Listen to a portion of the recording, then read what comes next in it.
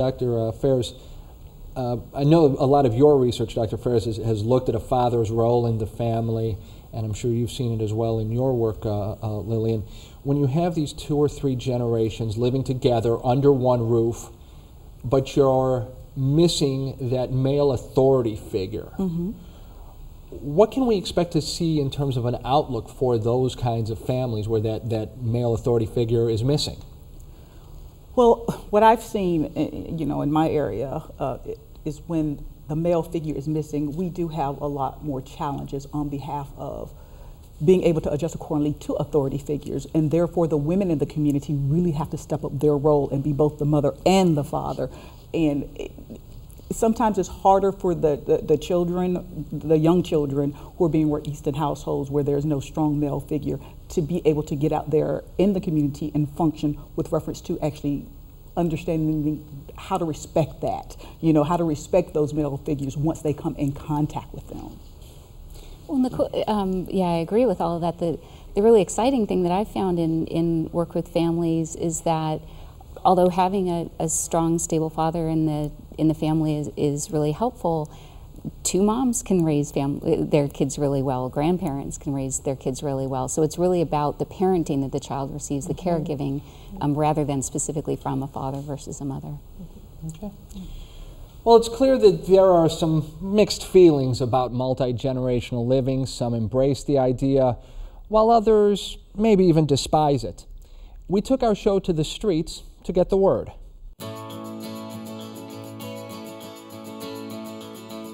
To me, a multi-generational family is great-grandparents, grandparents, parents, children, siblings, all living together in one household, kind of coexisting. It's more than just the kid and the parent. It's pretty much, like the kid and the grandparent, maybe the great-grandparents, and so on. I would say that a multi-generational household could be either a tremendous blessing that everyone loves and it helps everyone, or it could be a complete and total nightmare. I think in some cases a multi-generational household can work.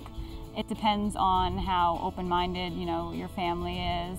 I know some people can't live with their grandparents. I know I wouldn't be able to because they're super old-fashioned. There is a lot to be learned from us old people, but also it's hard. It's a lot for me to learn too, because I work with a computer, but I don't have one at home.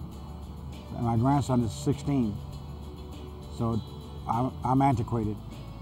My phone still opens and closes, and he can't believe it. Moving back in with my parents is something I can actually relate to. Last year I'd lost my job, and I couldn't afford to pay for my apartment and do the things I wanted to do. So, I called them and they let me back in. I had my old room, and a year later now I have my own job, my own apartment. So I'm just really grateful that they did give me the chance to move back in. No doubt about it. Parents are very important and have just supported me my entire life. Do I want my parents to move back in? Ugh, absolutely not. Now, we heard from a lot of college students in that clip. What's interesting is that this may be the demographic most affected by multi-gen households, and in many cases they're the engine behind the multi-gen households. USA Today reporting that this year graduates who had taken out loans ended up with an average owing almost $25,000 each. Student debt for the first time over $1 trillion. Almost 9% defaulting on student loans nationally. You add in unemployment, the fact that many of these students coming out of college can't find jobs. They're basically putting their lives on hold. How is this affecting the family dynamic?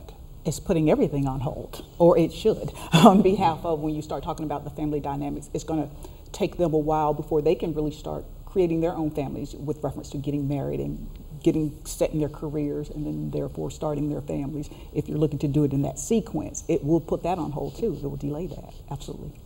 Karen Blandon, it's also putting on hold to some extent even the parents' plans. Maybe a parent thinks that, we've got our empty nest finally, and suddenly the rug's pulled out underneath them to some extent.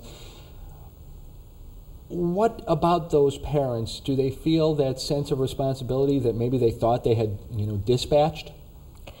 Well, I think that it's very, there's a lot of turmoil and conflict because parents believe that if they raise their children to be responsible, that once they graduate high school and go away to college, that they'll go get a job and they'll be out on their own, and life will go on in the way that we expect it to. And when that doesn't happen, there's disappointment, there's discouragement, there's self-blame, and families can sometimes really struggle, both the parents and the children, when things don't just happen the way they expect them to happen. So we get an opportunity as parents and as children to learn how to adjust our expectations and how to be supportive of one another along the way. And let me ask this to all of you. Is it okay for parents to say, no, we can't have this. I can't have you moving back in? Absolutely. I think so. I think that if they feel as though it will cause more detrimental, more harm than good in the long run, and it really depends upon the situation of why they're needing to move back in. If, you know, it really depends upon that. If they have shown lack of responsibility, then I think their parents need to say, no, figure it out. But by the same token, if it was things out of their control, then that's different. Yeah. Well, there can also be a lot of strength that comes from it. Connecting with your adult child can be really a strength and something unique that you didn't have the chance when they were an adolescent and desperately trying to get out. So sometimes when they come back in the home, if they structure it appropriately and to their own wishes, I think both parents and adult children can actually grow from it. In your practice, have you had to advise some parents possibly to put the foot down and say, that's it, we can't have you coming back in for our own mental well-being even?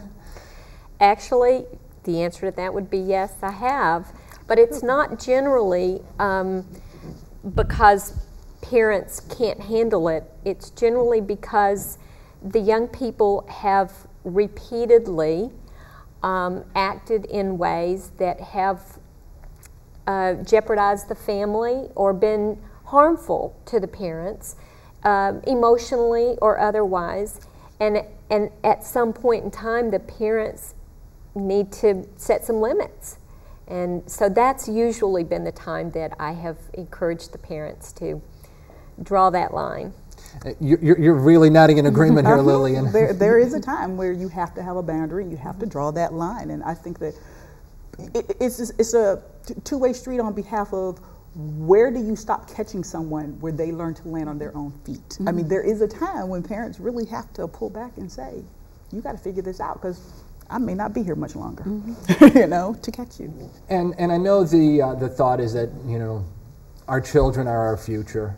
It's a kind of a cliche, but what does this say for the future? Do we think that is it just the economy that's going to drive this, and when the economy gets better, hopefully someday soon, we're going to see this decrease that we've seen in previous years?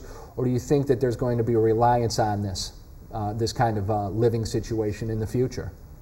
I think there may be a continuation of some of it, but I'm guessing that we are so, again, culturally driven for independence. I'm guessing that once someone gets the well-paying job again or lands on their feet, they're going to want to be independent again. Yeah, and I think you have those who want to be out there on their own, and then you have those who just not going to get it right irregardless.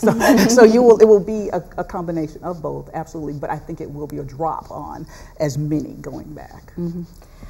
I also think that it's best when it's a choice. Mm-hmm.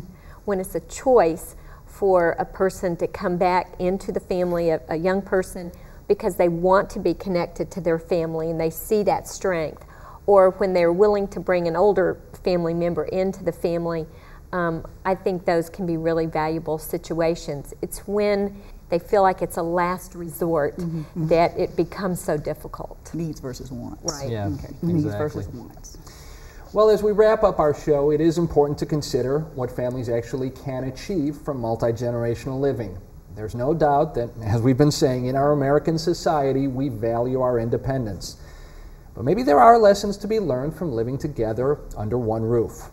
No one can say how popular these living arrangements will be in the future. Maybe we will spread out again as we've done so in the past. Maybe a full house truly beats 2 or 3 of a kind. The only thing that we know for sure is that the family unit, the very basis of how we live, will continue to evolve. I'd like to thank our guests once again, Dr. Vicki Ferris, marriage and family therapist Karen Blandon, and social analyst Lillian Lima for speaking with us today. For Talk of the Town Growing Home, I'm Mark Schreiner. Thank you so much for watching.